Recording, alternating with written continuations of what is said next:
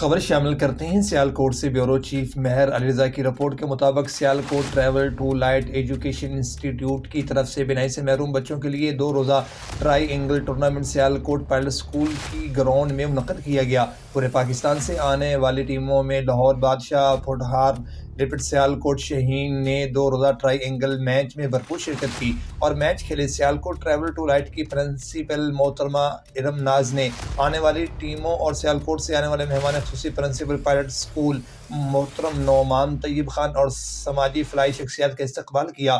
Madam انجم ملک general secretary النساء organization, madam Zobia صدر مضبوط وسیلہ، نائب صدر روبی طارق، میڈم مسز انور نائب صدر النساء آرگنائزیشن نے خصوصی شرکت کی۔